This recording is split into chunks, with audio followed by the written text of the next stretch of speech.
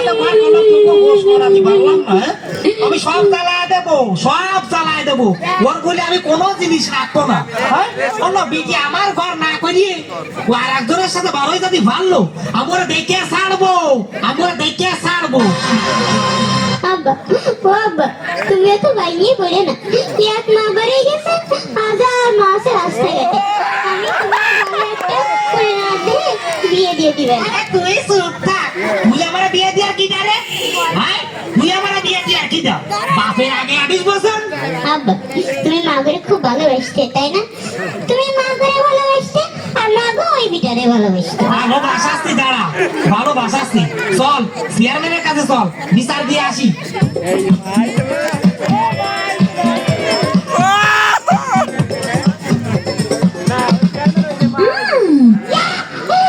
কি হয়েছে মিজান মিয়া, এই অবেলায় তোমরা এত মানুষ, কি সমস্যা হয়েছে বলো? ভাই আমার ওই বউ কালকেরা ও আমারে থুয়ে ওর সাথে বার হয়ে গেল। আমার কোন দোষে বার হয়ে গেল সেইটা শোনো দিন। আচ্ছা ভাবি, তুমি কোন কারণে সংসার ত্যাগ করলে? তোমার এই বুড়ো কালে এই কাজ করার কি দরকার? মান সম্মান বলে একটা কথা আছে না? ও কি কন ভাই, আমার শাশি বেড়ে গেল 7 বার, তাতে মান সম্মান গেল না। আমার ভাবি বেড়ে গেল 5 বার, তাতে মান সম্মান গেল না। আর আমি তো মাত্র 12 ঘর ভাঙে একবার বেড়েছি, এতে তো মান সম্মানের খবরই হবে না নে।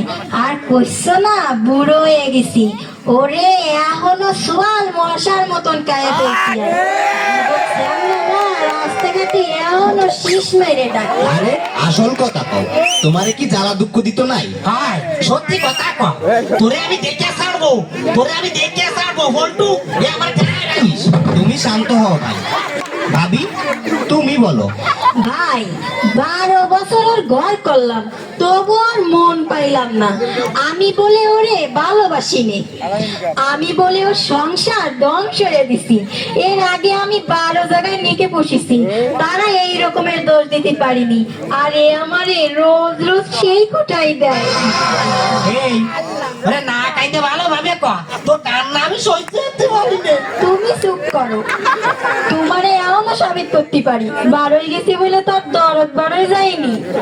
তোমরা আসল কথা কবা না আমি বিচার থেকে চলে যাব? ভাই কথা কলে মানসি শোনে, না কলে কেউ শোনে না। আমি যেই সংসারে যাই সেই সংসার মোটে উতলে ওঠে। আমি প্রথম যেদিন ওর সংসারে আসলাম সেদিন ওর 6টা আইলো গরু চটপটায় মরে গেল। ভাবলাম যাক এত ঘাস কুটো কিটা কাটবে না, ওর কষ্ট একটু কমে গেল। 30 বিঘে জমি ছিল, ওরে কয়ে এক মাথাতে বেসায়ে পুরোই ফেললাম। এত জমির জঙ্গল কিডা সাফ করবে না, ওর এত কষ্ট আমার সহ্য হবে না। তাহলে আমার কত গুণ আপনি এবার বোঝেন। আমার আগে স্বামীরা এখনো পর্যন্ত আমার গুণগান গায়। ও মা দাদা দাদির ঘর দিয়ে বাইতে নামাই দিলে তা তো কইলে না। কষি বাবু কষি, ওর দুটো বুড়ো বাপ মা ছিল, তাই গে ঘাট দইরে বাড়িতে নামাই দিলাম। সংসার মোটে একদম ছোট হয়ে নিয়ে আসলাম। কথা কলি মানসি শুনে, না কলি কেউ শোনে না। ওর সংসারে এসে আমি কি না করলাম। চেয়ারম্যান সাহেব এ 2 দিনও যা কিছু করেছে আমি দুয়ে বুঝে ফেলাবানি। শোনো দি ও আমার ঘরে ফিরে যায় কিনা। এখন সব ঘটনা বাদ, ভাবি তুমি ওর ঘরে ফিরে যাও। একটা সোয়াল আছে, সোয়ালটার মহিত দিকে তাকায়ে ওর সংসারে ফিরে যাও। ভাই এক পাতি ওর বউ চাল বাল বানানো যাবে না। ভাই এই রকমের বউ হবে তো বিটা মানুষ তো আমি কোনো জায়গায় দেইনি। আমার একই কথা, আমি ওর ঘর করবো না তো করবোই না। এই চলো।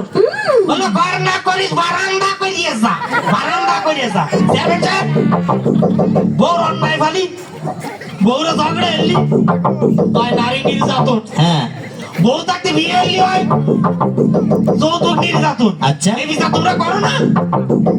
আর বউ যে আমাকে থুয়ে এই তো 12 গেল, তাই আর একজনের সাথে নিয়ে বসলো, তাহলে এইটা কি হলো? পুরুষ নির্যাতন। হ্যাঁ তাহলে পুরুষ নির্যাতনের বিচারটা কই? বিচার চাই, বিচার বিচার চাই, আমরা বিচার চাই, সবাই বিচার চাই, বিচার চাই। বলটু বলটু এই তোর মানে খোঁজ দেখ কোনে গেল। আব্বা আমি তো বাচ্চি রে। ডাক দে। বাবা তুমি আমাকে দিয়ে কোনে গেলে?